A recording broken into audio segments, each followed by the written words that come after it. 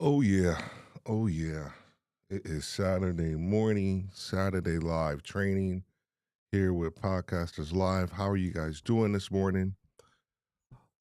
It is a happy happy Easter weekend to all of you. And we had Good Friday yesterday and tomorrow is Easter and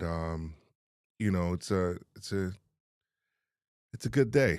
I'm excited to be here today to talk to you about what we're going to be talking to you about. A lot of these topics that we talk about kind of spring out of either kind of my thought process as a podcaster for a long period of time, but also I get a lot of content from you guys, from the comments, and that's probably a whole nother show that we'll talk about when you go live and you connect with people. How do you actually kind of extrapolate and pull content from other people or from the comments? And today we actually have a subject that was brought up several times last week and also a couple of times from different clients that we work with and people that we talk to. So we're going to talk about those here in a second.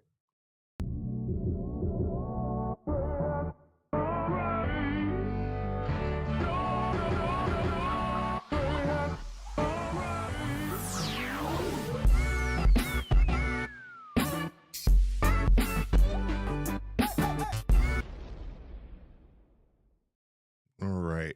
So the topic that we're going to be talking about today, best podcast types and segments. So I'm excited to kind of give you my perspective on this topic today because I got a lot of opinions, a lot of perspective on it.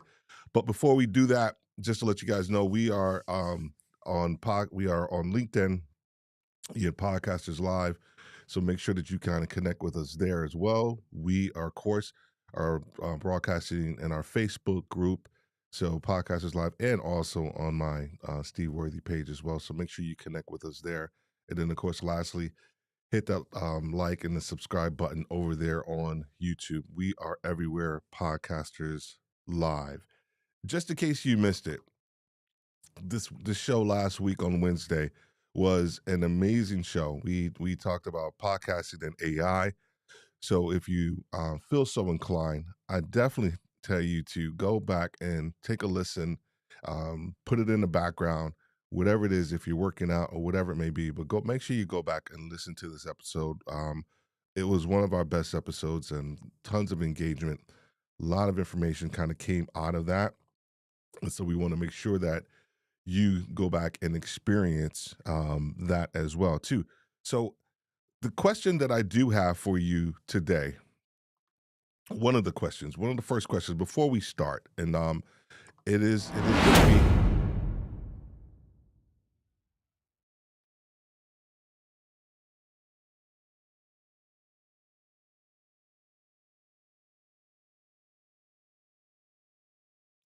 My apologies, I was muted.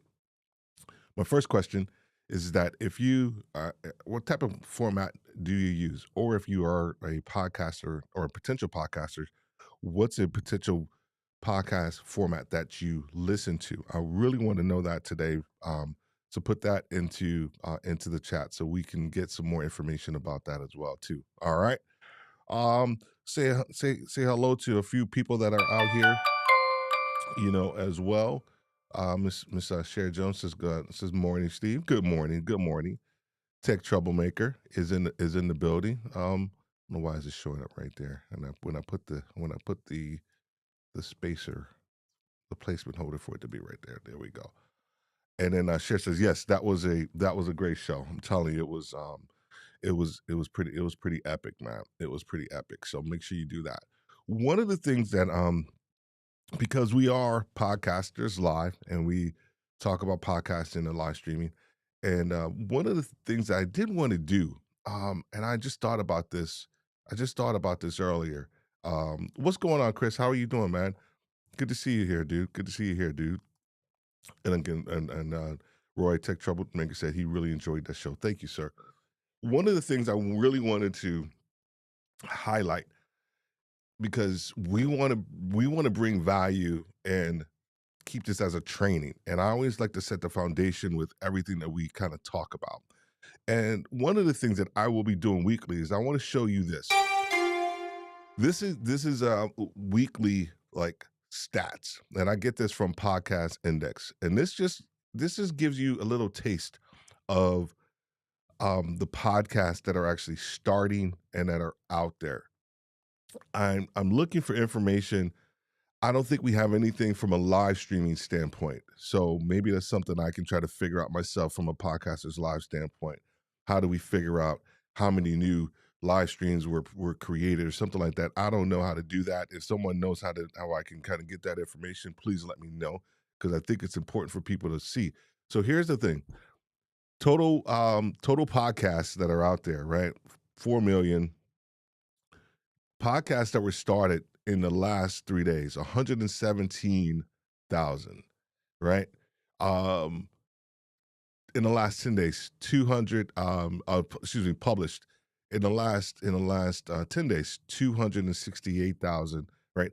I wanted to give you these stats because this is what happened, what I look at on a weekly basis. And I don't look at this information as a, um, like, oh my gosh, this is crazy. This is ridiculous. It's so saturated. Da da da da. I actually look at it more from an encouragement standpoint, is because if you're out here actually thinking about starting a podcast and you want to publish, different episodes, this is what's kind of taking place in the market. This is what's taking place in the industry. People are actually publishing, podcasts. But the one thing that we do know is that about 50% of podcasts fail. And the reason they fail is because of pod fade. Podcasters end up bailing on their podcast. So one of the things that we wanted to do, let me make sure, one of the things that we wanted to do was to offer you an opportunity for you to succeed. And with that, it is our coaching and our upcoming course, and it's called From Concept to Creation. And you will be creating an entire 12 episode season through our coaching program. Pod fade, all of that happens typically at the seventh episode.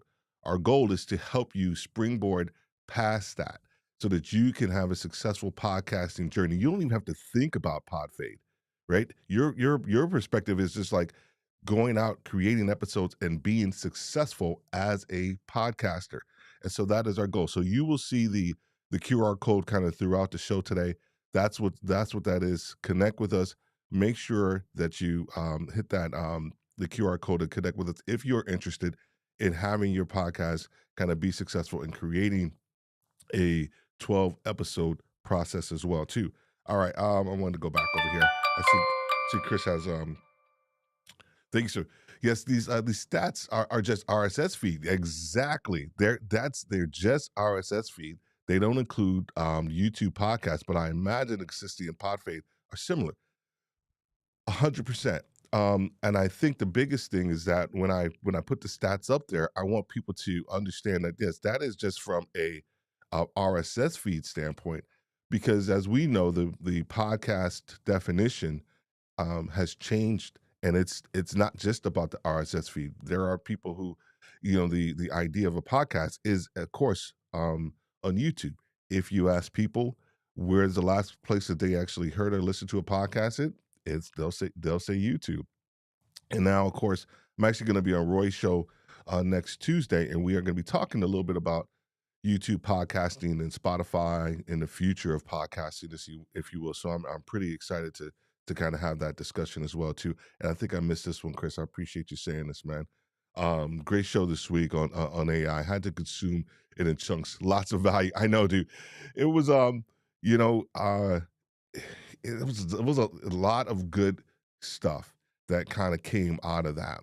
And one of the things that I'm going to be talking about next Saturday is going to be Bard versus Chat GPT. And I've already created a whole list of different prompts that a podcaster can use to actually put into Chat GPT that's going to kind of spit out some really good information for them. But also, we're going to do like a side by side comparison with those prompts with Bard and also with Chat GPT. And then Roy says, and Sally, just because someone downloaded a podcast doesn't mean that they are actually listening to it. Roy, you are preaching to the choir, my man. You are preaching to the choir. What's going on, Black Podcasters Association? How are you doing today, man? And Chris, even supermodel James Hicks did all right. Yeah, yeah, my man did. Even my man did all right. He did all right. He did okay, man. Roy, man, don't get me started because I got a whole show coming up about downloads versus consumption, man. It is on my list to talk about. I am gonna go to town on that. All right, so there we go. Just wanted to make sure you guys got the some of those podcasters the stats for the week, and just to kind of let you guys know that you are not alone. So if you're thinking about starting a podcast, um, make sure that you can kind of connect with us as well too. And I'm gonna put this last one up there because I don't care if it covers my face. Yeah, that. Thanks for the conversation with Sharon, and he's learning a lot to how to utilize Chat GPT better. Awesome, man. Cool. All right, dude. You guys are gonna keep me going, man. I want to talk about this segment, these segments. I'm gonna give you. We're gonna talk about the segments, and um, and then we're gonna talk about where's the topic at? Where's the topic that I want to say? We're gonna talk about the types, and then we're gonna talk about the segments. I'm gonna give you one of the critical pieces that you need to have segment wise in your podcast or your live stream. I'm telling you right now, if you don't do this, if you don't put that segment in there, then I'm telling you right now, if it is going to, it is this segment piece is going to help you with retention. It's going to help you with um, helping your audience get it. So you got to stay tuned for that. All right. So once again, so we're going to talk about not segments. We're going to talk about the hold on for a second. Got the wrong button there. There we go. We're going to talk about the types. I want to talk about which one do you guys want me to talk about first? You guys want me to talk about the types or the segments? I'm excited to talk about both. My initial one was I was going to talk about the segments, and then we're going to talk about the types. I think I want to talk about the types first because if we get the types out the way, then the segments will make actually more. Um, it'll make more sense if we do that. All right. So let's do this. I hope this morning. I hope you got a couple of. I hope you got your coffee. My guys over in the UK. I hope you got your cuppa, as you guys call it. Over there. I'm gonna put a timer on because I want to do something in about 15 minutes. All right. Share says types. Okay. Make sure you get your cup of coffee, donuts, all of that good stuff. If you are in the audience today, make sure you just say hello. Old school, like where you're listening from. If you have any questions or comments, please make sure that you put them in the comments because I love engagement. I love to connect with you. I want to make sure that you leave here with information and your questions answered. My man, I'm gonna keep putting it up here. Sipping French roast here in Duluth. Well, I actually have this is Verona, Cafe Verona, that I have. I made a French press this morning and I went through that already. And so and I'm over here, as you well know, Chris, I'm over here in the Alpharetta area, man. So we still got to connect. All right. These are the types: solo, panel, narrative, storytelling, repurpose, and then hybrid is a bonus. I think in the introduction or in the description, I said I was going to give you five. Like I said, I always over prepare because I know how it was when I started, and I wish I had a lot more information. And I love to actually provide as much information as I possibly can. All right. So, good morning, Words of Change podcast. Good morning, man. Good to see you there. All right. So, solo. All right, I'm going. Yeah, it's a little bragging right here. So these are some some popular solo podcasts, right? Here's the one thing that you'll see too is not as I go through some of these lists with relative to different types. You'll see there may be some if you when you listen to a certain podcast, you may be like, oh my gosh, right? So even though Joe Rogan is like he's considered he's really kind of considered an interview podcast, but as I was doing some research, they actually have him as a solo podcast. So he can be an interview podcast, but he can be a solo podcast. Daily Boost is a 100% solo podcast that you got to check out as well. And then of course, just to put it up there because it is a solo podcast and it is retail leadership with Steve Worthy. So it is me. It's a monologue. It's me kind of having a conversation, um, teaching different retail leaders about their journey, helping them understand where they currently are so they can make a move up, on, or out of their organization as well. So we want to make sure that we do that as well too. So these are some different examples.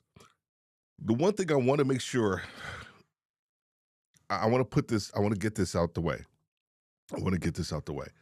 If you are a podcaster, you are thinking about podcasting, I want to set this forward real quick because this just really just gets my goat. Whenever I hear somebody say I want to start a podcast, one of my first questions I always ask, what podcast do you listen to? And when I hear an answer of like, I don't, or dude, forget about it. Don't even start a podcast. To you, I'm sorry. I'm sorry. This is me. I'm just saying it. It's almost like, I want to be a surgeon, but I don't like to cut. I don't like to slice. I don't want to do any of that stuff. But this is what I want to do, dude. You got to learn, kind of the craft. If you are not listening to podcasters, live streamers, or anybody that's out there, you got to do that first because you have to understand what you're getting yourself into.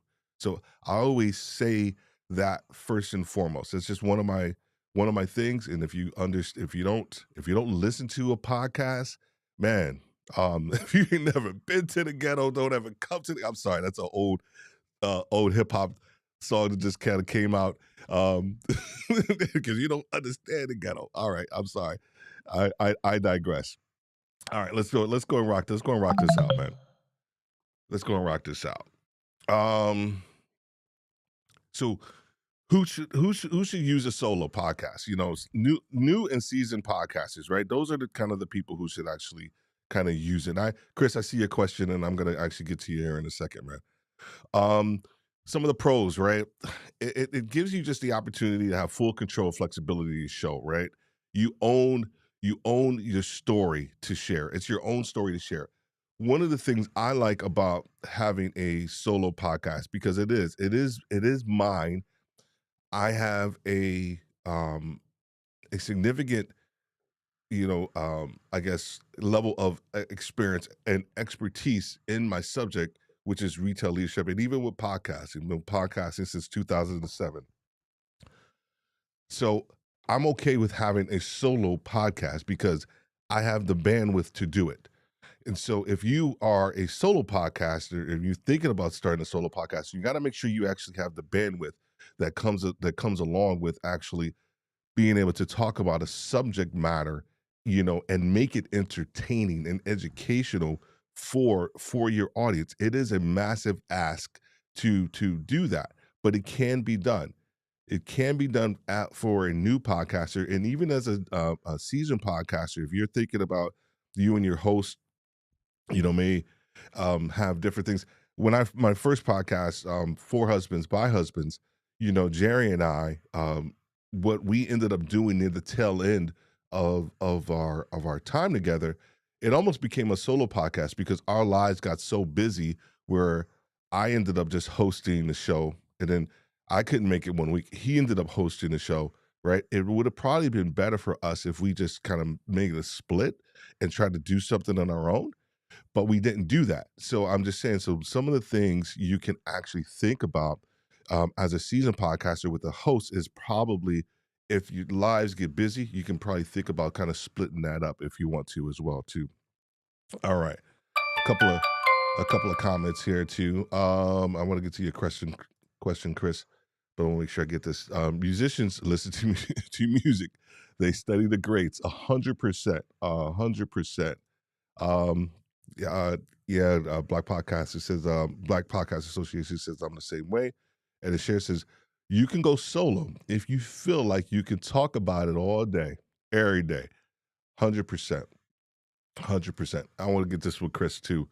What are your thoughts on varying the types in your podcast, even ever so often? Not keeping a 100% interview, like doing a solo. Chris, you are already talking about my bonus type, and I'm just gonna go ahead and give it to you real quickly here a little bit. It's a hybrid, right? You can have a show that actually has varying types within it. But here's the critical part. The critical part is your theme and what you're podcasting about. So if you are podcasting, like we talk about retail leadership, I do have a guest on from time to time, but we are always talking about the same thing. We have three pillars that we talk about. It's culture, communications, and career. And so if we are doing different types of a podcast, or within our podcast sphere, right? We have to make sure that the subject matter that we are talking about matches, because if we start doing all these different types and we start going off talking about something completely different just because we're trying up something different, man, we don't want to do that. You if you have to, like the con says here, stay on message, measure your creativity, and the original format can be lost. So if we don't do that, so I wanted to go ahead and give you that real quick, since you asked the question. And we could probably talk about that a little bit more too if we wanted to. I'm gonna that little bell's getting on my nerves. Um, Podcasts need pattern disruption, just like 100%. 100%. They sure do. This is why, when I do Podcasters Live, one of the things that we do is change up the scenes. We make sure that we change things up, and even here, like right now, one of the things that I try to do is with the slides, just to try to bring out some transitions and things like that, so that way you're not kind of fixated on other things as well too. All right, solo podcast, right? Here's the other thing I wanted to give you, and I think I got this for all of them, because it's okay to actually have um, a podcast type, but here's the typical structure that you see within a solo podcast that you can use. It's a hook. You introduce the problem. Why is this a problem for who? Mid-roll, sponsor, solution, North Star. These are also segments, right? So understand this. I haven't even gotten to the full-blown segments, but these are also segments that you could potentially provide. The North Star number 6 is the winner chicken dinner. Winner chicken dinner, and I'm going to talk more about that, kind of here shortly. Once again, if you have any comments or thoughts or whatever, please make sure you're going to put them in the comments as well as we kind of move through this. But this is the kind of the structure that you actually kind of see when you think about a solo podcast or a solo show as well too. All right. So panel. Joe Button, how did this get made? I actually like panel, interviews. We have the Breakfast Club radio shows. A lot of these are panels with just tons of people that are on the stage or talking about something. There's a lot of podcasts that are out there. The one thing about the panels, oh man, is that I'm just gonna go here too. Is that the internal content. I'm going to go right to the actual issue that I feel with panels, because this is exactly what I see. It's the internal content, and the jokes may be unwelcoming, meaning that if there is a ongoing joke, right, that you and your co-host and all the panel people know, and then you say something that triggers that internal kind of humor, and people are laughing about it, and this is my first time actually seeing the show. I'm like, dude, what are y'all laughing at? Like, or man, I may find that offensive, or whatever it is. So when the panel piece, you have to make sure that you are constantly taking the new potential listener, um, you know, um, thinking about them as you are creating and structuring your show. Because if you don't, they're gonna get lost in the sauce, and you're gonna be like, how come my listenership is falling off? What's going on? Like, why don't y'all get it? Well, I don't get it because I just start rocking with you guys. I haven't been rocking with you guys from the beginning to get the first time you guys told that joke, right? So stop doing that. Make sure that even if you bring it up, then maybe tell the story about it. Now, okay, okay, now I can get it. So I think that's where you have to you understand. And when you start thinking about a panel, you can have diverse perspectives and increase engagement because everybody will bring their audience to the actual live stream or to the actual podcast. But if you are kind of going off on these tangents with a joke or internal perspective on something, then guess what, man? You're gonna lose a lot of people. You're gonna lose a lot of people.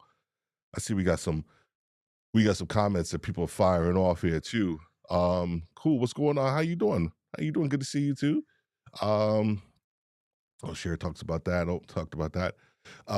Respect for the planning that goes into these shows. Yeah, Professor. Thanks, man. I appreciate that, dude. I yeah, the educator in me, professor comes out big time. And Black Podcast is he says he guilty of that. I think he's talking about the panel and then all the internal jokes that actually happen, right? Not having context makes it awkward. And Cher says, I think that's the job of the host, 100%, right? You know, you can quickly move past that joke or that internal joke. Okay, guys, no one out there is gonna get that. Let's move on to the next let's move on to the next topic. Or you can make a joke of it yourself. Sorry, guys, it's an internal joke. Maybe we'll have a show about that joke, and then that way you'll kind of get the context. So that way, when you go to the next show, you'll have an understanding of what I'm talking about, right? So there's so many different ways to diffuse that and to actually um, and continue to engage with your audience, then you actually can actually put that into play. Um, but there are times I've heard hosts refer the joke and use it as an awkward, yeah, to encourage people to check. Oh, yeah, 100%. I didn't even see that. And I just said that. Stop biting my style, man. Stop biting what I say. Black Podcasters Association. I'm joking, man. I'm joking. Joking. So joking. All right. So let's do this. Okay, we talked about panels. To the panel structure, same thing, right? You introduce the hook. It always starts with a hook. It always starts with a hook. I didn't honestly. Here's the thing, and I'll be honest. When I first started podcasting, I didn't believe in the hook. I didn't believe in a hook. I believed in just like going and rocking it out and making sure that I was getting out the information to people so that way I just wanted to start the show. But the hook is actually 100% where it's at. So making sure that you have a hook intro, the discussion, you know, um, and introducing a co-host, mid-roll Q&A with the audience, summary, call to action. All these things are kind of part and parcel when we start talking about different things as well as it relates to a panel. Also, the next one um, is the interview, right? $1 million worth of game. Oh, that's my timer. $1 million worth of game.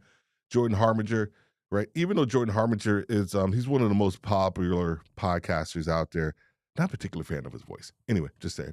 Um, but he does a really great job of doing interviews. Also, I could have put on here the this is the millionaire CEO guy over in the UK. He does a really good job with his podcast, relative to the interviews that he provides. And so the interview is another one from a format standpoint that you want to connect with us too. The biggest thing with the interview, it is a time suck in the context of to do it right, right? It's a time suck because you actually have to do it right. I'm gonna get a cup of coffee.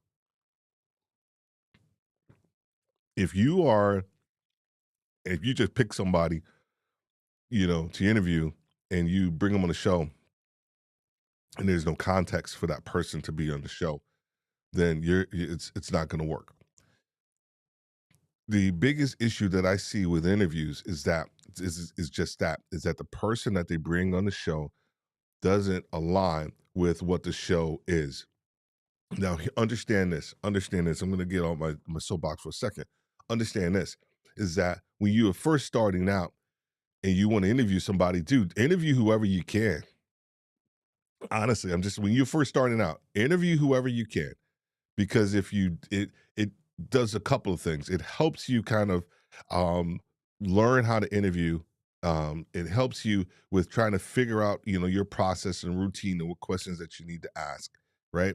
When I first started back doing live streaming, I interviewed a whole bunch of people that I knew just to kind of get it figured out and understand like what I wanted to do, kind of shaking it out a little bit. And then after that, I was able to actually focus in and really be strategic around the guests that I wanted to actually have on the show. So making sure that you actually do that as well too. So these are just some of the benefits and pros and cons of the actual interview piece. Um the interview, I didn't do an interview structure. That's the one thing I realized on this one. I didn't do interview structure. The interview structure is is very similar to kind of the panel in the context of you introduce the hook. Why is this person on your show? What's the importance of it? Who they are. Here's the one thing that um we get wrong.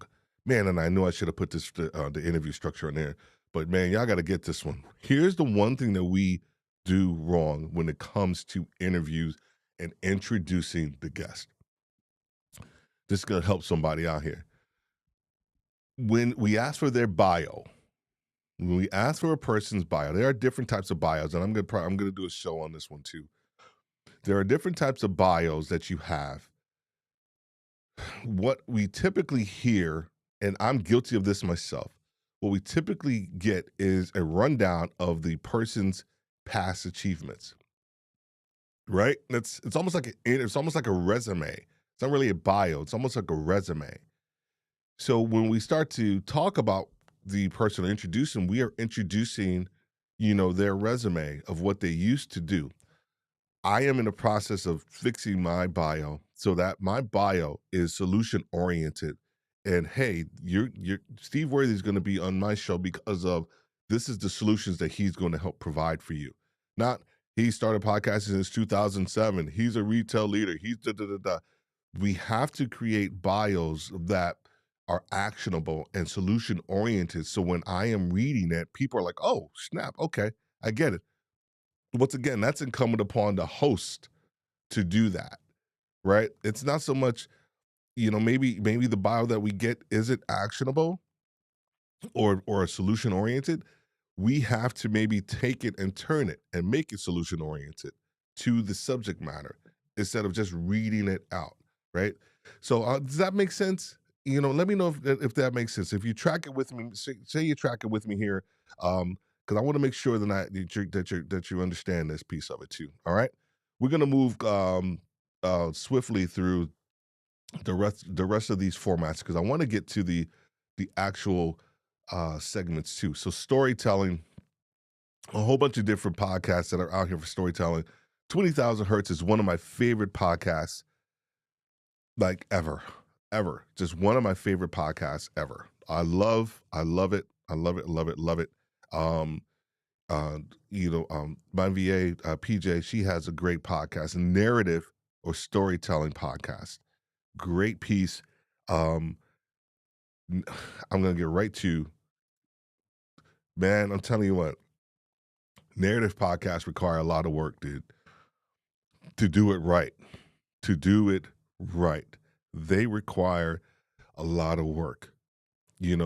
Patience. You have to. I hate that I see a typo that I just made, and I hate that I did that. And I'm live, and I'm gonna do it right now because it was getting on my nerves. It was patience with an S. Um, narrative podcast. They are with the storytelling aspect, of them to be done right. NPR, 20,000 hertz is I'm telling you, if you, I'm going to give you an episode to start with for 20,000 hertz. If you go to 20,000 hertz, go to the McDonald's jingle. I'm loving it. Go to that one and start with that one and listen to that entire episode. You will get hooked on 20,000 hertz. It's a podcast that talks about various sounds, all the different sounds that we hear, the Netflix, right? We all know that little boom boom boom, the Netflix like noise that comes in when the logo comes down, right? It takes all these little everyday sounds that we hear and listen to, and they create the origin of that. And I'm loving it episode is one of their best ones. I highly recommend it. And when you listen to that, you're gonna be like, whoo, I know they got here's the thing. I know they got 12 people producing it. I get it. But it is so well done that you will be like, "Oh, man," because here's the thing, I know you know what I'm talking about when it comes to the McDonald's "I'm loving it" jingle, right? If you're not, I'm sorry, maybe you don't. It talks about how it was created in different languages, the tone, the tenure, all I mean, it is so well done. I can't tell I'm getting excited about it. 20,000 hertz, one of my best ones, but it requires a lot of work. So if you are a solo person, we have taken our Podcasters Live episodes, and we have created a narrative style with our with those episodes, and they take longer than my retail leadership podcast episodes to produce because we are trying to create a story instead of just giving out information, and we're trying to help you kind of understand this journey around podcasting. So it's not just you know you know I got one with James Critlin, right? And we talk about the podcasting industry. So we've created a storyline around that and the whole 9 yards. So it takes some time to do a storytelling or a narrative podcast. I am not trying to shy you away from it, but just like it says a recommendation, seasoned podcasters. I think this is just Steve. Um, if you're just starting out, this is a tough one to just say, I'm going to start doing narrative podcasts like right off the jump. God bless you. If that's what you want to do, right? If you can do it, let me know. Send me some stuff. I want to listen to it. But it is tough because it requires a lot of research and time and storytelling. And if you don't even know how to tell a story, it's hard for you to even kind of create a structure for your podcast that people are going to want to follow when it comes to um when it comes to actually storytelling as well. So we have to be mindful of that. All right. So we had a couple of people says, yes, you're tracking. Yes, you are tracking. I appreciate that. Thanks, Giver. Appreciate you. And words changed. And that's a great point. People search YouTube to find solutions. Great advice. You love it. Sherry Jones says she's tracking, and Black Podcasters Association says it's great advice. I appreciate that, man. I appreciate that. All right. So we got one more from a type standpoint. So repurpose content, it is a type of podcast, right? So all of these shows that you see here, or the Daily Show, even like some of the other shows, they actually um have created something somewhere else, and they are just repurposing it, from a audio kind of standpoint as well too. The 10X podcast, I put her on here is because she does a great job of teaching you how to repurpose, your podcast in articles, blogs, all these things that we know that we should be doing with our podcast, right? She does a great job of helping you kind of create a strategy around it. The One of the best ways to do this, like, is to actually one do what I'm doing right now, um, is to do a live stream, right? So if I wanted to take all of this audio, of course, I can cut out the engagement with, which is what I'm gonna do. I can cut out the engagement with you guys from an audience standpoint, and then I could actually kind of repurpose this and make it into an audio podcast if I wanted to do that, right? Don't do that all the time. Don't just take your live streams and strip them out and make it into a podcast all the time because people are tired of that. I think that the audio experience needs to be different than the actual live stream experience. So even though I can do that, we don't do that from a podcaster's live standpoint. We don't do that. So the repurpose content, content can be overused. If we take a piece of content and we continue to try to use it over and over again, maybe on different platforms, on different social media platforms, and it just becomes kind of redundant. I think the biggest thing about repurposing your or having to repurpose content or repurposing your content for a podcast is to understand where is your audience, right? Where does your audience live? How do they like to consume information? Um, we we are we have a poll out there. I know it's on LinkedIn. I know we have a Black Podcast Association. I did it on like two more Facebook groups, podcasting Facebook groups, and we were asking what is the what is the part of the podcasting journey that you dislike the most? And what we are currently seeing, I'm just going to tip my hand here. What we're currently seeing is the afters, meaning that people love to kind of understand how to create the content and record, but they don't like the afters. I don't know why I call it the afters. I like calling it the afters. Uh, it's it's it's the marketing and all that other stuff that kind of goes along with the actual podcast piece. So that's the piece that we're seeing right now with our research is trending towards. And so being able to have a structured process or thought process in place is super important. All right, last one, and we talked about this one earlier because Chris asked me about it. If you guys have any questions, thoughts, or anything, please make sure you go ahead and put them in the comments or whatever because there's a little bit of a course of delay when you put your stuff into when I actually see it. But if you have a question, don't hesitate because once again, I want to make sure that you get your questions answered. This is a super safe environment, man. I try to just use all of my experience to help you, kind of become the best podcasters and live streamers that you possibly can be. I have zero um perspective in trying to say that you're doing this wrong or whatever it is, even though I do say that sometimes. My goal is to help you become the best that you possibly can be. So the hybrid show or podcast format is first and foremost having a stationary idea of what it is that your show is going to stand for. If you don't have that, first and foremost, you can easily slip and slide into all these other different formats that you thinking you want to try to test out.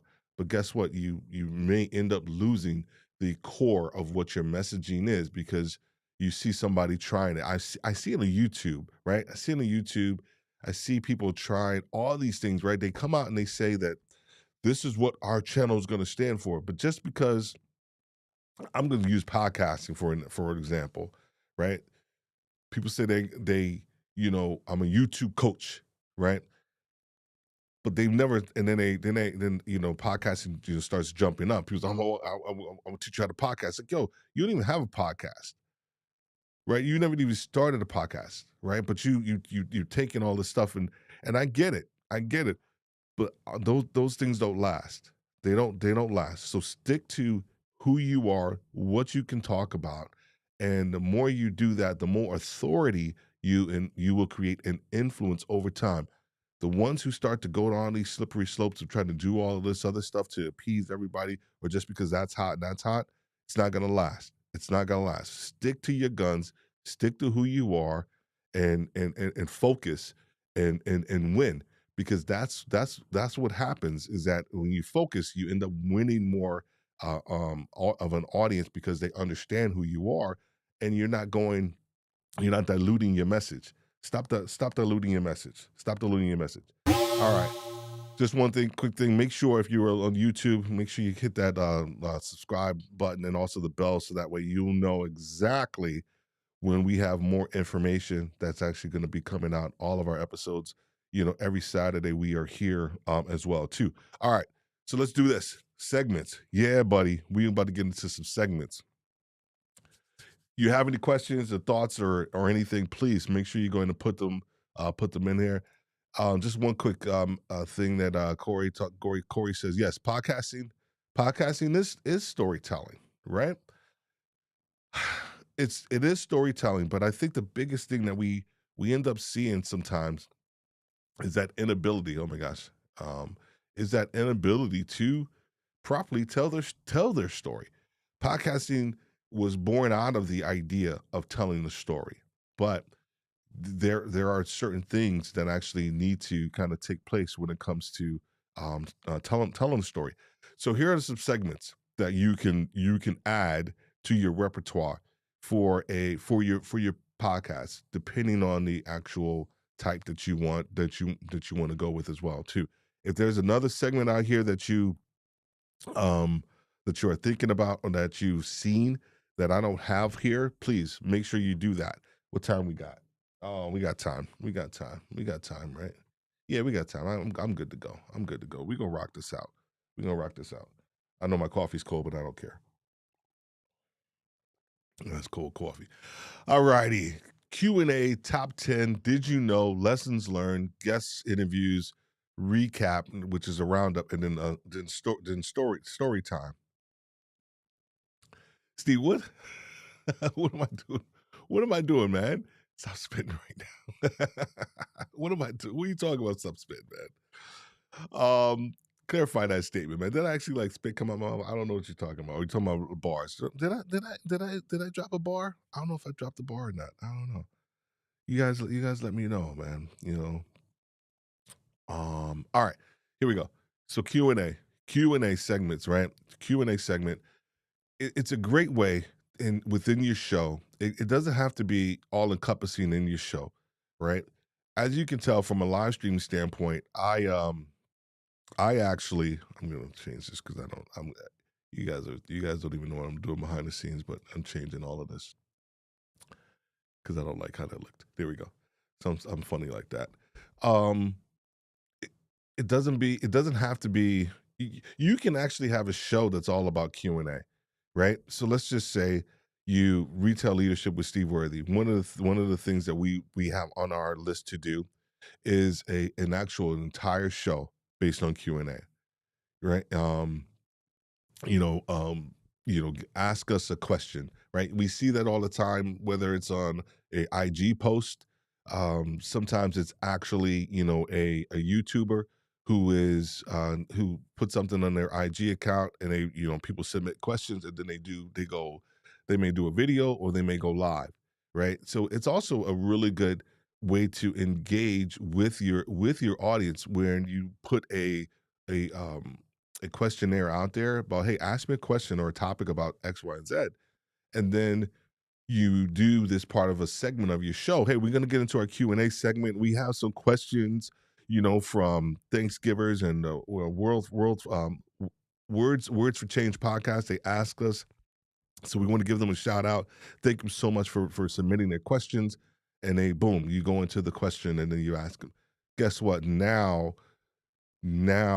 you have created, an engagement. I've just created engagement and a next level of connection with Thanksgivers and Words for Change podcast because I mentioned them. Guess what they're gonna do? They're gonna be like, yo, you gotta go check out Podcasters Live. They mentioned my stuff, or hey, I'm listening, check out and listen to Podcasters Live. My questions were asked. Or they're going to continue to remain faithful and loyal to your podcast, right? Because you've made another layer of connection with them. So actually having a Q&A section, the only con, right? Multitasking, like everything I'm doing now with this whole live stream, I was not able to do 2 years ago, which is being able to work a stream deck, have a timer over here, um, look at this screen, look at the and work the comments. All of this stuff, um, it takes it, it takes some skill and it takes some time to learn, right? So when you are trying to implement this, you be considerate of the multitasking and the show flow. So having a show structure that we just talked about, where you actually have a Q and A already kind of placed in into the show, makes it so much easier. Live streaming, which is of course what I'm doing right now, I have to, I could kind of parse out times and say, every 5 minutes I am going to answer a question. And that's when I first started live streaming. That's exactly what I did because I didn't want to disrupt the flow of the show. Right. But now I am I'm adept at actually being able to, you know, see a question, pause, go, bring it up, bring bring it up, and then actually go right back and then go right back into what it is that I need to talk about, right? I feel at ease being able to do something like that. It's so it just takes time and being able to understand how to actually want to kind of weave some of that stuff. When I took a hiatus from podcasting from I started 2007, stopped at 2012, started back up 2017. I was super rigid with my podcast structure. I was like, and I even said it. So now we're gonna go into the Q&A. Hey, so now we're gonna present the solution. So now we're gonna da da da da da. Right. I did that until I felt comfortable in being able to kind of seamlessly move into those areas, into those aspects of of the show.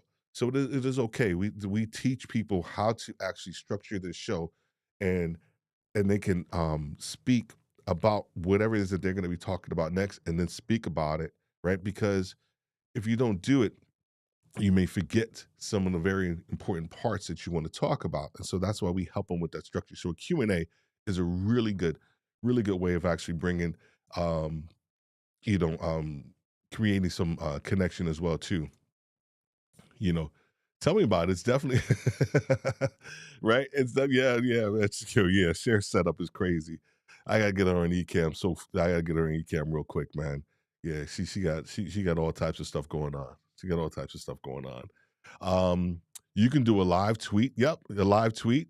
Exactly. Have especially if you're doing like say with with Ecamm, you can have another screen that's up here with all of with your Twitter feed that's actually going on, um, and all that stuff. So now people can ask the questions and you can ask them and answer them in real time.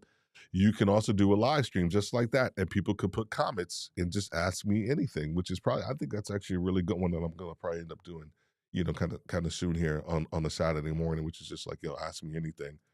Podcast 100%, man. Podcasting is a slow burn. Takes time to do it right. Lots of reps required. Practice. We talking about practice? We talking about practice, right? We're not talking about a game. Not a game. Not a game that I would love. And I'm supposed to be the franchise player. We talking about practice? I'm sorry. Anytime the word practice comes up, I gotta go into my AI little rant, because if you don't do it, then I don't know. I just gotta go into my AI rant, man. You rigid? I can't imagine. Yeah, dude. I was like, it's just it was bad. It was bad. All right, so we did Q&A. We did Q&A. Top 10. I love top 10. I love doing a top 10 segment, of your show, right? I think there's a podcast out there that's actually called Top 10, and that's all they do. Which is a dope concept, right? Just think about that. Think about that. If it's not out there, I'm gonna freaking start it.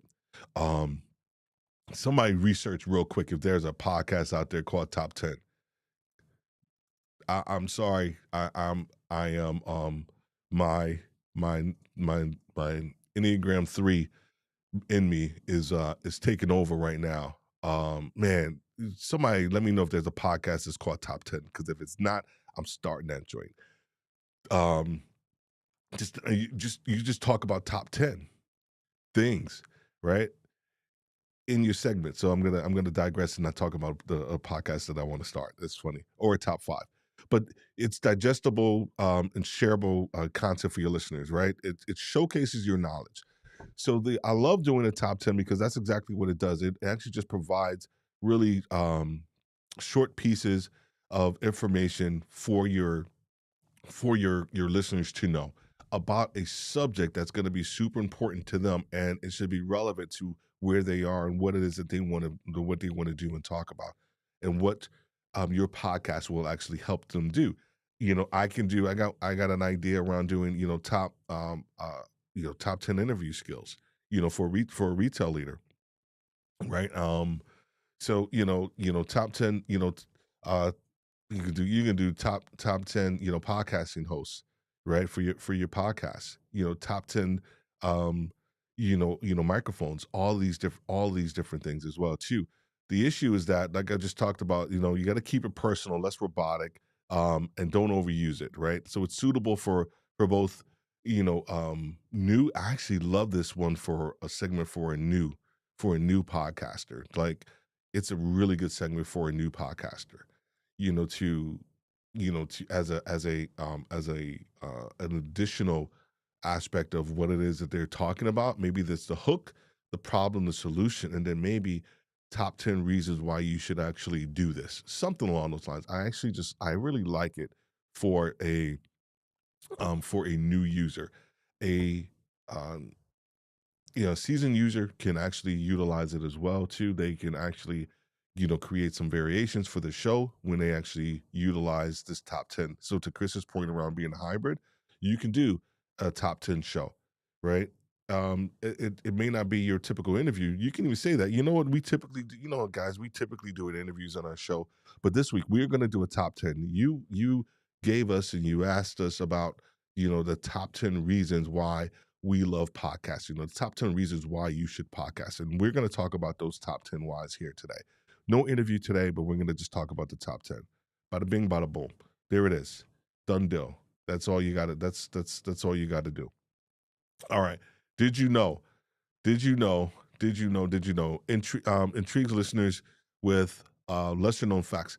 I like, I like to utilize almost, I utilize this did you know piece at the beginning of a podcast episode when you want to keep them engaged and you want to keep them listening, right? You want to keep them listening, like I talked about, earlier. The next segment that I'm going to give you is, I'm telling you right now, Diana Gladney always says the bee's knees Hall of Fame. So I'm not going to bite hers, but this one is like, yo, this one is legendary. If you do this one, you will literally crush it. And people will be like, oh, clamoring to hear what you got to say. So not this one, but did you know? Listener retention, some of the pros, the did you know, just like the top 10 research, the top 10, it requires research and interesting facts. It is not what your mama said. It's not what your uncle said. Did you know what my uncle said the other day? Nobody cares what your uncle said, unless he's a microbiologist and your podcast is about microbiology, right? No one really cares. So you got to make sure that this did you know um connects with your audience, right? And it'll impact them, and they'll be like, okay, okay, yeah, man, I didn't know that fact about podcasting. I didn't know that 50% of podcasts fail. I didn't know that people bail after 7 episodes. Right? You can also like kind of interweave this little did you know into after a subject matter that you're talking about. Say you want to talk about two or three different subjects, you can be like, hey, I'm gonna give you a real quick did you know, or a quick fact about this subject, like after we talk about it too. And you can be like, "Brrr," whatever the little known fact is, and you can provide that. So there are so many different ways to weave this um into the process. Okay. I'm gonna give you, this is it. This is it right here. Um, Lessons learned or North Star. This is what I don't see podcasters doing. I just don't see them doing it. And you could. You can weave these into your podcast, along the way, which is what I feel like I've been doing kind of throughout this process of this live stream. Or you can have it as a central, takeaway for that episode. A central takeaway. Here's the issue is that live people, the people in the audience and people, whether it's live streaming or people actually listening to your podcast, they want to see themselves in the solution. They want to see themselves um, utilizing what you said. Here's how I set it up with retail leadership with Steve Worthy. I talk about in the context like, okay, Steve, you've been telling me all these great things about the law of navigation and how to connect with people, how to make sure you set up a direction. But what does that look like for me? What does that? How does how does this impact me when I implement this? What results should I receive or should I see? How should I feel if I actually implement this or I do exactly what you're talking about? Here's why you are the expert as a podcaster. Like it or don't like it, when you get behind this microphone and you got all these lights on, you are considered an expert on an authority figure, an influence, whatever you want to advocate, whatever you want to call it, you are. And so it's incumbent upon you to provide for them some measure of perspective of what this is going to look like.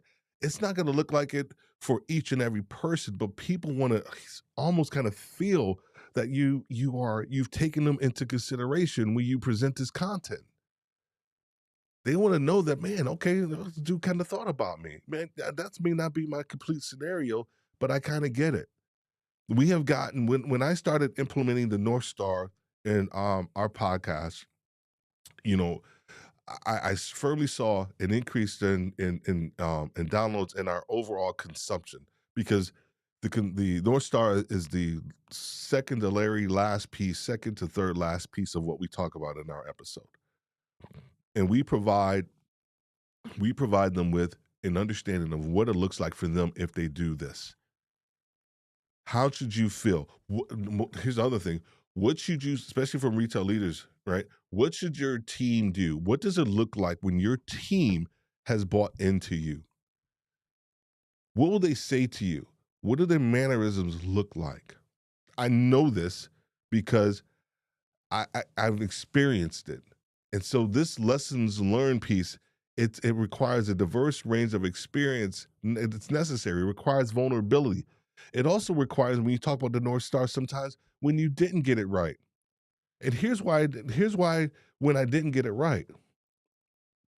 And this is the cause of what happens when I didn't get it right.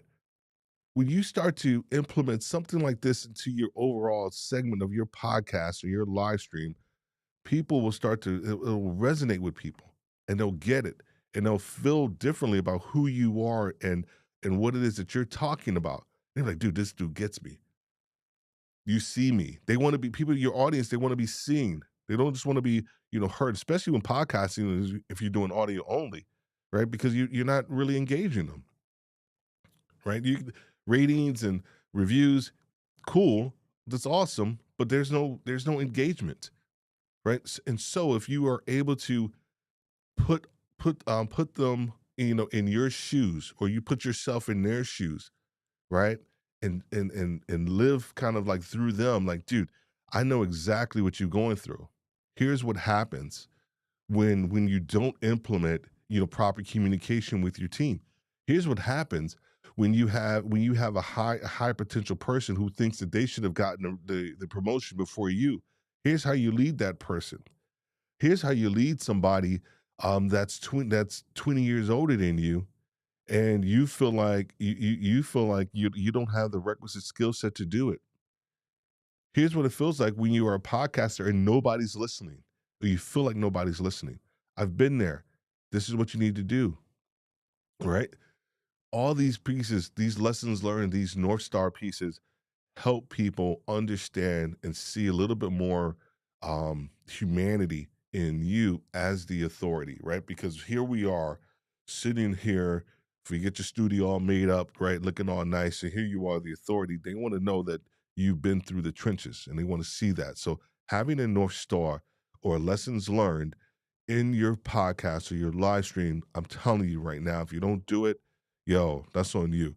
But it is one of the best segments to have within your podcast. Last two, let me know if you agree, you disagree, if you like that idea around lessons learned. What's some of your thoughts? I really want to know. I know you guys have been rocking with me for over an hour now, and that's cool. I always try to keep it to an hour, but I never do because I over prepare and I over present.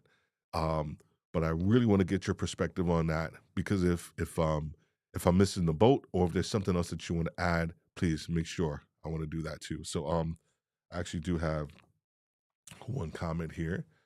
Um, Thanksgivers. Yes, yes, vulnerability is refreshing and a great connecting tool. 100% because you know, here's the one thing, and I always say this, and it's so true when it comes to leadership, and I think when it comes to some measure of podcasting, is like the higher you go, the less feedback you receive, right? Because you are in a position of authority and you are in a position of you know of leadership, and the higher you go, the less people start to see you as human. To be very honest with you, they see you as this figurehead and who you don't have any emotions and you don't have the ability to connect with the people who are below you. Same thing happens when you get up on these type of stages, right? Whether it's live streaming or whatever it is, when you are able to show that you still have the ability to connect with people and understanding and meeting them where they are, you just create a completely different sense of connection with with that with the audience, as well too. Florence shares his happy Saturday, Florence. Go from audience of none to an audience of some to the audience of a ton of people. Yo, dude, come on, man. Look at you. You got bars too, Roy. You got bars too. You always provide great information. Thanks so much. I appreciate that. Thanks so much. I appreciate that. And then okay, so I got to put something on. Who said? Someone said steak. Thank you. I want to know who this is over in Facebook. Um, so bear with me because I always like to say hi to people who's over here. I think it's Junaid. Is that Junaid that says hello? Somebody says hello. I can't find it right now. I guess I gotta leave the link over in Facebook so that people can actually I can actually start to see their names. So there we go. And tech troublemakers. Agreed. All right, all right. Last two. Last two, dude. Last two. If you have any more questions, please go ahead and put them in it. Put them up there because we're gonna be rocking this out and be done here in a little bit as well too. Guest interviews. So if you are if you want to talk about a certain topic, right? You know, initially when you're podcasting, you have something that you want to say that you typically want to present to your audience, right? And then you want to bring a guest in, then you can do that. Here's the one thing I often think about when it comes to doing this part of a segment. I always want to bring the guest in first. I just do. This is just me. I mean, but here's the thing. People hear you all the time. Man, they hear you all, especially if they listen to your podcast, right? They hear you talk all the time. Not saying that they get tired of your voice. Not saying they get tired of what it is that you have to say. But man, bringing in the guests and bringing them up front, like, for like the first 15, 20 minutes, if you were to add this on as a segment, I don't know. I think it's important. Plus, it's a better use of their time, right? If I got if I got Roy on, right, and I'm gonna be talking about da da da whatever the X, Y, and Z, I'm gonna bring Roy on first for the first portion of this, right? And then you know what, man, thank you so much, Roy, for for being here with us. So now we're gonna move on to a different segment of our show, right? The Q&A segment, right? Or we can say, hey, Roy, you want to stay around for the Q&A segment? Whatever it is, I think it's important that we bring the guest, up first so that they can provide the information that I think it's important for your audience to hear, and it provides a variation. It provides a different perspective than just your own, right? So guest interviews, they also have to be completely done correct, right? Um, you know, I, it's another episode that I want to do about guest interviews because there's a way. And I know Doc Rock did something. I think he even has a course or something like that on guest interviews, and we have similar perspectives, on it. But I almost I look at I look at guest interviews from a here's the silly part. I look at guest interviews from a retail leader interview standpoint, and what I mean by that is that from the interviewer and the interviewee, I am one of those weirdos throughout my professional career who actually really enjoyed interviews. I enjoyed being interviewed. I loved it. I'm okay with it. I had a very high success rate with my interviews. I think it's 98%. I looked at my career. I looked over my career. I think it's like 98, 97% of every job that I interviewed with, interviewed for, I got, right? Because I interviewed the person too who's interviewing me, right? And also my answers almost forced them to say something, you know, about themselves or about where they are that is interesting for me. And I think the same thing when it comes time for interviewing somebody. I am always trying to learn.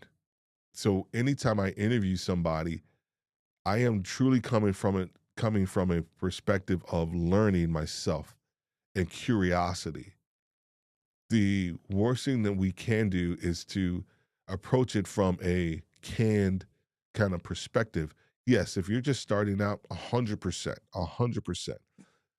But there has to be some measure of curiosity weaved into the interview process where you can be like, dude, okay, hold on for a second. You just said something like completely dope.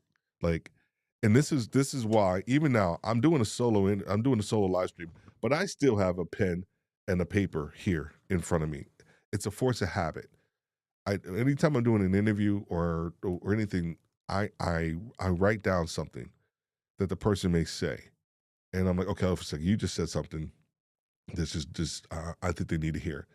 Like, could you just repeat that? Or can we go a little deeper in that? Like, that's the curiosity piece. And it's okay to be able to do that, but you have to be able to probably go down that rabbit hole and then be able to bring it back so that you can stay on task and then you can get back to the proper process of an interview. That takes time, it takes skill, um it takes practice to be able to do that. But it's also knowing your audience because it's if your guest says something that you're like, dude, hold up, okay. I've gotten that same question in my community. Can we talk about that for a second here? Right? Now your community's like, oh snap. Your audience like, ooh, you know, who said that? Who wanted to know more about that? Oh, I'm like, oh, I didn't even think about that. Right. And so being able to actually kind of utilize this segment to um not to just present yourself as the authority, but to also present the other person as the authority. The last part of this is that a guest will bring their audience to your show, right? They will bring an audience to your show, and so that's the other reason why you want them to go on first, right? Here's the thing, man. If I bring well, I think I had the light that went out. If I bring Cher or somebody onto the show, and I'm talking about X, Y, and Z, da da da da, and then you know I don't get to share until you know 15, 20 minutes because I'm talking about this other subject, man, shares people gonna leave, right? I want I want to I want to take advantage of shares people, right? Because you never know they could be a a potential client. They could, whatever it is, they could listen to my podcast or whatever it may be. But I think it's important that we take advantage of that opportunity when you have a guest on, is to connect and talk to them first. Make sure you go ahead and do that as well too. And before we get to the last one, make sure we go and hit that subscribe button. And if you like this, please make sure you hit that thumbs up. That helps with getting this in front of more and more people. So I appreciate you guys doing that as well. Um, the oh my gosh, I lied. I got two more. Recap. And this is one of the best ways to actually help people understand what your show was about. Or if they um if you want to provide a quick perspective on what your show was about and why it's super important. So having a recap. Hey, so here's just a real quick recap. We talked about da, right? And now a person can actually, you know, um, understand. It's good for like new listeners, for your podcast. Here's the one thing that I often have helped people with too. So a recap is a great tool for a new podcaster. And I typically have them start with a recap first. And the recap is kind of it could be the lessons learned or the three key points that they want to make. I always think about three because it's up the power of three, right? So they can start with a recap. Hey, we talked about da. Now you can actually utilize that as the um, structure for your show. Point one, we're going to talk about two. Point two, we're going to talk about three. Point three, da. Right, but you start with that with the end in mind, and then and then you move yourself backwards. I think it's an easier way sometimes because it also keeps you focused on the actual result that you want to provide for your audience, right? Today we wanted to focus in on the different types and the segments for new and seasoned podcasters and even live streamers for your show. That was our focus today. That is the goal that we've had in mind. And so while I don't do a recap, every point that I present to you has a kind of sort of a recap in and of itself, and also key takeaways. So I've meshed certain things together when I provide something because I think it's for me, it allows me to disseminate the information the way that I think that you're going to consume it. Instead of it just being like this kind of like, okay, we talked about da. I can still do that probably, but then the show's going to be an hour and a half long, maybe 2 hours. And I don't want to do that. I want to present this information to you. You can always go back and take a look, at this and say, okay, well, Steve talked about, lessons learned. I really want to know what he meant by that. Right. So we can do that as well too. The last one, this, and I'm not lying when I say this is the last one. It's story time. So I utilize this one at the very beginning of my podcast with Retail Leadership with Steve Worthy. So this is kind of it's also the hook that I use. And I typically start with a story that I know a retail leader has gone through, or they're going through, or they have a problem with, or they need an answer to. And the story time for me is at the very beginning of the episode. And it's also the hook. Some people do it, near the middle of their show. I see the majority of people doing it near the tail end because, they want to kind of like almost kind of put a stamp on whatever it is that they were talking about by providing the story, for everything that they just said. I I honestly think it should be opposite. I think the story, this is just Steve. If I'm wrong out there, you guys let me know. Please let me know. I always think the story it comes first because it gives context. And then you can provide the solution points based on this because the story should I don't know. You can go the story. You can go the hero's arc. You can go all the different type of storytelling techniques that you want. But I just think it needs two things. It needs a problem and it needs a solution. That's this is the leader, the retail leader, the three in me. I always just thinks it needs a problem and it needs a solution. And then you can provide the story however you want to, but you need to make sure you have those things in there. If I'm wrong, please make sure go ahead and put it in the comments. I want to know your thoughts around this idea around storytelling and um you know, how do you utilize this if you utilize any of these processes or whatever too. All right, man, you guys are awesome. What questions, thoughts, or concerns do you have about this?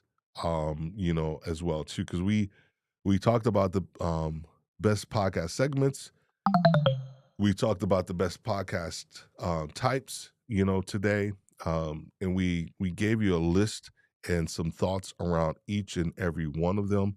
And if you have any lingering questions or thoughts, I really want to know. Um, Corey and those guys says he love the lessons learned. It always helps to have a use case to help you understand through experience how something works or fails. You know what I mean?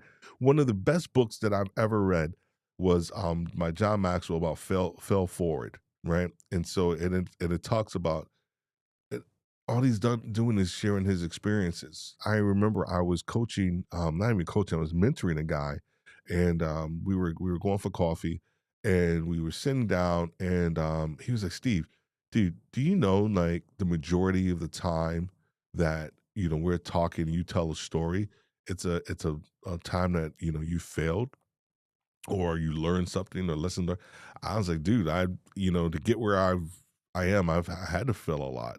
I've had to, make missteps. And so being able to share those in your podcast or your live stream is of course super important. What's going on, Mr. Joshua? How are you doing, sir? I apologize, I'm just getting to you. But good to see you here, man. Good to see you here, buddy. Excellent. Let me know if you got some thoughts or concerns. I know you are, an amazing communicator, man. So I appreciate that. Bringing on others with different experiences and knowledge is powerful. 100%. 100%. Hey, Sherry, great interview the other night. I loved your comments on AI. There we go. I take that AI was one of the best conversations that we've had in a while. I may bring those three back, probably every other month or something like that, or I don't know, because and that's okay with bringing people back on your show, um because I think at the end of the day, it's about the audience and it's about the content that you want to give to the audience. And so if you have three people that really you connect with, like, so me shared James and Corey, I just think I just think it was a great show. I think everybody fed off each other really well. And more importantly, the the audience got so much value. And there's that word. I should use a word every time I say value. Like do that or you guys take a sip of your coffee or something like that. And, it's overused now. Thanksgivers. I like your suggestion. I'm going to try using a story time engage segment at the beginning of my episodes for the next two seasons. Excellent, man. I appreciate that.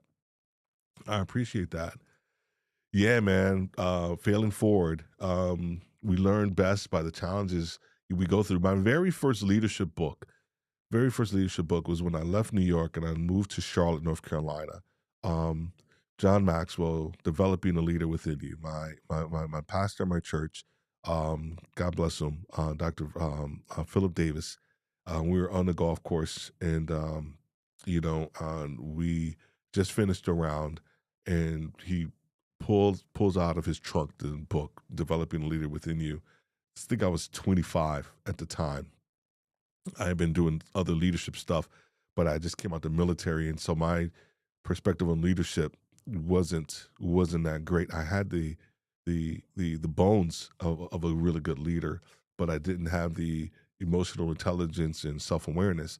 And so he gave me that book, and I was a super positional leader. And so when he gave me that book, it changed everything about who I was, how I connected with people, um, all those things. And so one book, honestly, one book can truly, truly change your life.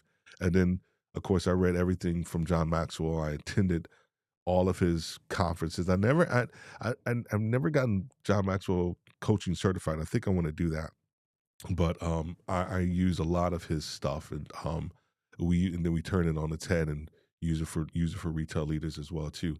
So um, I guess I kind of gave a little quick recap, right? So we just talked about, once again, the best segments and the best podcast types.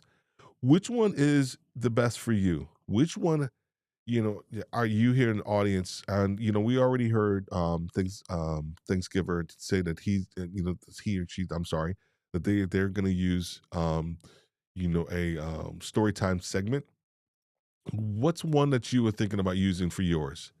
Is there a segment? Is there a type of podcast that you are thinking about, implementing?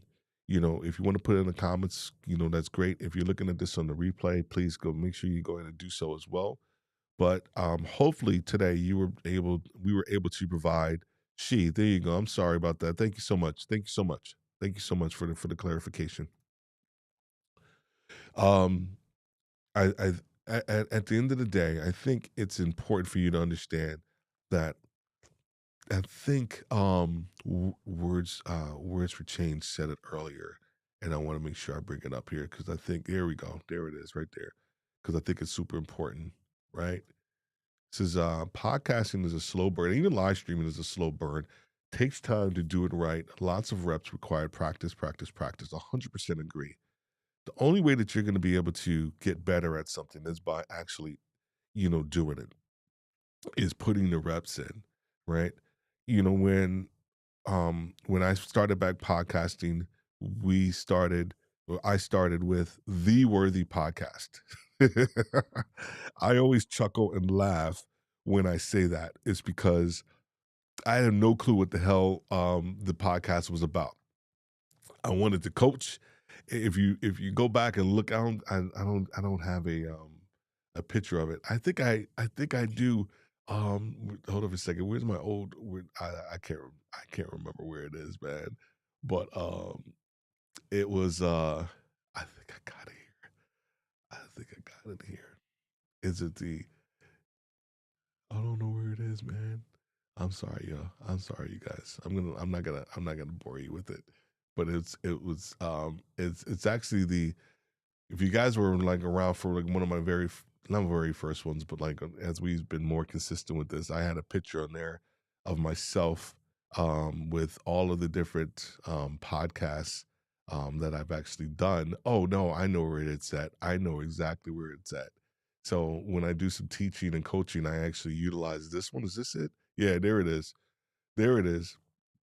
So if you're still here, you can kind of see um, this little maturation, if you will, of everything that we've been doing, or I've done, thus far within podcasting.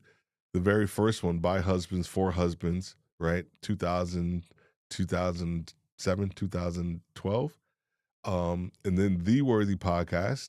It's just which is super funny. Diversity, leadership, and coaching. Like, dude, that's just so broad. It is so broad. It's just I had a heart for um what I saw. Here's what I saw. This is why I did that one.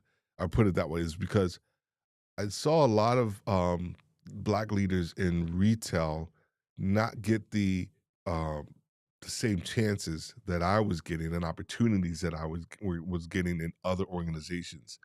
And so um I wanted to start that to kind of help really just diverse leaders, try to get a leg up and try to figure things out. And so that's where the Worthy Podcast kind of started and kind of came from.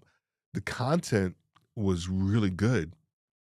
It was good, but it wasn't focused. It didn't have a correct audience. And so I said this to say is that all the stuff that you are trying to do and get together, segments, types, yada yada yada, if it doesn't have the right focus to begin with, doesn't matter what type of segment or what type it is.